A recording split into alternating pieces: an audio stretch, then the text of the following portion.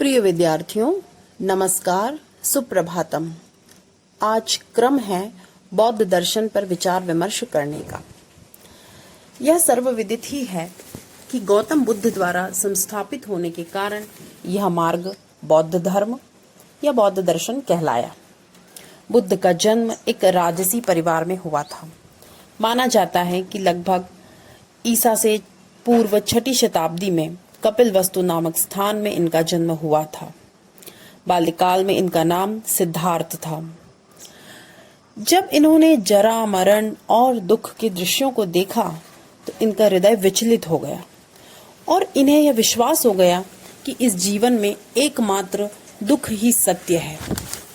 इसलिए इस दुख के कारण भी जानने चाहिए और उसके निवारण का मार्ग भी जानना चाहिए। यही सब विचार करते हुए इन्होंने युवावस्था में लगभग 19 वर्ष की ही आयु में राजसी वैभव, नवप्रसूत पुत्र और पत्नी को छोड़कर संन्यास धारण कर लिया। लगभग 25 वर्ष की आयु में वैशाख पूर्णिमा को इन्हें बोधि ज्ञान प्राप्त हुआ, ऐसा माना जाता है। मृगदाव सारनाथ में कौंडिन्य आदि पंचवर्गीय पंच भिक्षुओं के सामने अपना प्रथम उपदेश देकर इन्होंने धर्म चक्र परिवर्तन किया। उसके बाद सतत मानव कष्टों की मुक्ति हेतु जनसाधारण को उपदेश देते रहे और इनके शिष्य भी जन समुदाय में विचरण करते हुए उन उपदेशों का प्रचार प्रसार करते रहे। बुद्ध के उपदेश मूलतः मौखिक ही थे और इनके शिष्यों ने भी मौखिक उपदेशों का ही प्रचार प्रसार किया। कालांतर में इन उपदेशों के रक्षणार्थ बुद्ध के पट्ट शिष्य आनंद के सहयोग से सुत्त पिटक और अभिधम्म पिटक का संकलन हुआ तथा उपाली के सहयोग से विनय पिटक का संकलन किया गया।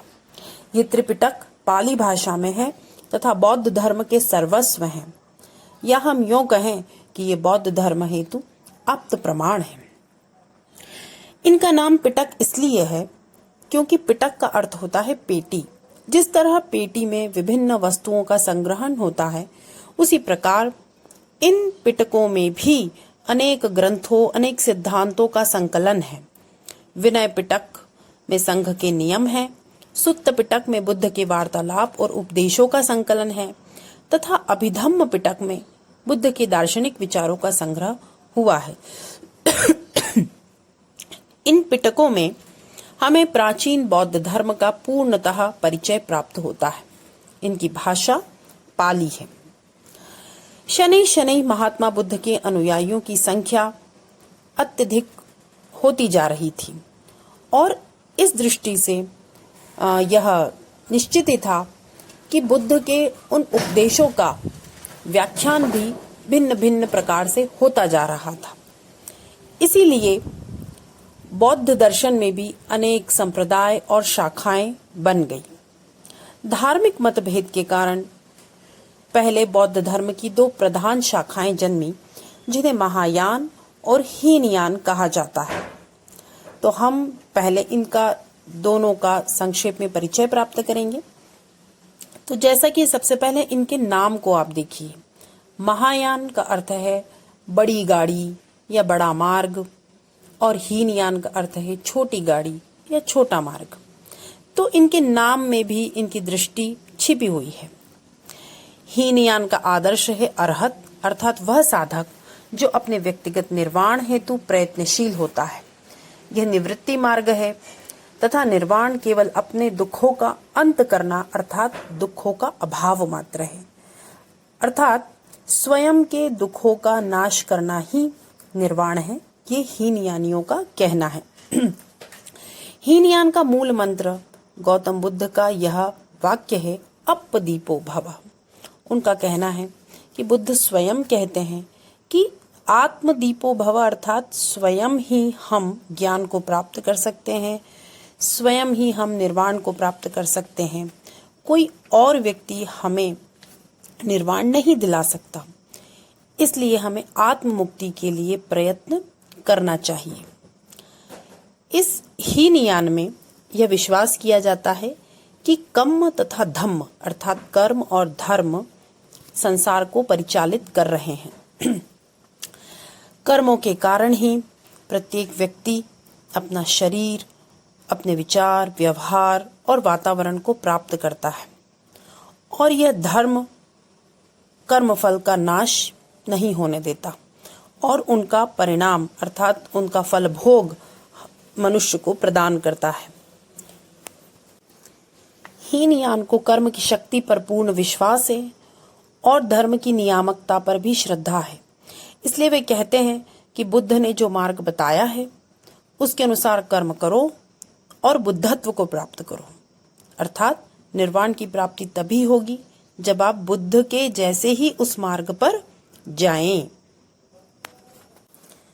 इस दृष्टि से हीनयान स्वावलंबी होने का आग्रह करता है, किंतु यह कुछ कठिन मार्ग है।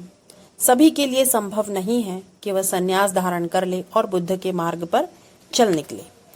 और जब यही कष्ट लोगों को अनुभूत हुआ तो एक नए संप्रदाय का जन्म हो गया जो कि महायान कहलाया, और उस कट्टर पंथ संप्रदाय से लोगों को मुक्ति मिली जिसे कि हीनयान कहा गया था। अब इस महायान ने जो आदर्श लिया वह था बोधिसत्व। इसका लक्ष्य व्यक्तिगत स्वार्थ के लिए न होकर समस्त प्राणियों की परमार्थ सिद्धि में था। इसमें भक्ति का प्राधान्य था और यह प्रवृत्ति मार्गी धर्म कहलाया जिसमें निर्वाण आनंद रूप माना गया। इन्होंने भी कहा कि हम भी बुद्ध के जीवन से ही शिक्षा ले रहे हैं।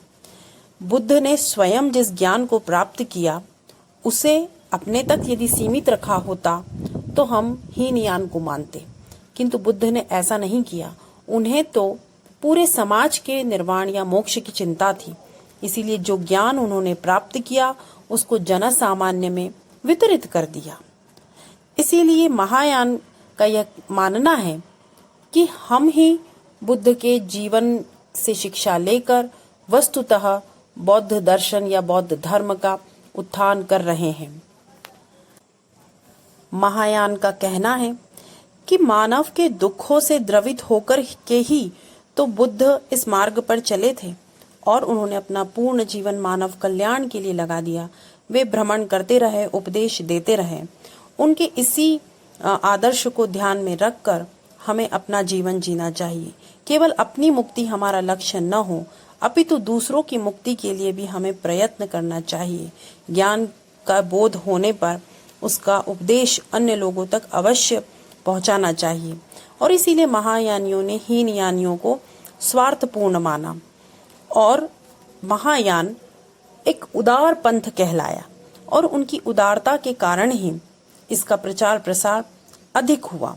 और आज भी भारत के उत्तर देशों में, चीन, तिब्बत, जापान इत्यादि में महायान का अधिक प्रचार प्रसार है, और हीनयान भारत के दक्षिणवर्ती देशों में अधिक पाया जाता है। हीनयान ने त्रिपिटकों को ही आधार ग्रंथ माना और उनके बाद के भी ग्रंथ जो हैं वे अधिकतर पाली भाषा में ही प्राप्त होते हैं, लेकिन महायान ने संस्कृत को भी अपनाया और इसीलिए उनके ग्रंथ संस्कृत भाषा में भी प्राप्त हुए। और उसके साथ साथ जहाँ जहाँ बौद्ध धर्म दर्शन का प्रचार प्रसार हुआ उन देशों की भाषाओं में भी बौद्ध ग्रंथों को लिखा गया। इस दृष्टि से चीनी, तिब्बती, जापानी और विश्व की कई भाषाओं में बौद्ध दर्शन का साहित्य हमें प्राप्त होता है। तो बौद्ध दर्शन के संपूर्ण साहित्य के आधार पर यदि हम उनके सिद्धांतों का आकलन करें और उसका परिचय प्राप्त करना चाहें तो वह अत्यंत कठिन कार्य है, क्योंकि बुद्ध ने तो अपने उपदेश मौखिक दिए और उनके अनुयायियों ने उनके अनेक अर्थ निकाले। उनके मौन के कई अर्थ निकाले गए और इन संप्रदायों में विभाजन होता ही चला गया। और जितने देशों में बौद्ध दर्शन फैला वहां की भाषाओं में और वहां के स्थानीय विचारों का भी उसमें संग्रहण हो गया। उसके अलावा विद्वानों की आत्मनिष्ठता भी उन सिद्धांतों में प्रविष्ट हो गई। तो हम उनके संपूर्ण वाङ्मय का, सभी सिद्धांतों का हर दृष्टि से तो आकलन या विचार विमर्श नहीं कर सकते, किंतु फिर भी विद्वानों ने बौद्ध दर्शन के प्राचीन सिद्धांतों के आधार पर बुद्ध के मत में जो रूपरेखा बनाई है उसका संक्षिप्त परिचय हम अवश्य प्राप्त कर लेंगे। तो महायान और हीनयान इन दोनों के बारे में तो आज हमने जान लिया। इसके अलावा फिर दार्शनिक मतभेदों के आधार पर पुनः बौद्ध धर्म में 4 संप्रदाय हो गए, जिनके नाम थे वैभाषिक या सर्वास्तिवादी अथवा बाह्यार्थ प्रत्यक्षवादी। दूसरा था सौत्रांतिक या बाह्यार्थ अनुमेयवाद। तीसरा था योगाचार अथवा विज्ञानवाद और चौथा माध्यमिक अथवा शून्यवाद। तो ये 4 संप्रदाय वस्तुतः इतने समृद्ध हुए कि इनकी ग्रंथों की एक समृद्ध सुदीर्घ श्रृंखला पृथक से है। तो हम सबका तो परिचय प्राप्त नहीं कर पाएंगे, किंतु फिर भी मूलतः ये सिद्धांत क्या थे और किन दार्शनिक सिद्धांतों के आधार पर इनमें मतभेद हुए, इसका परिचय हम अगली कक्षा में अवश्य प्राप्त करेंगे। धन्यवाद।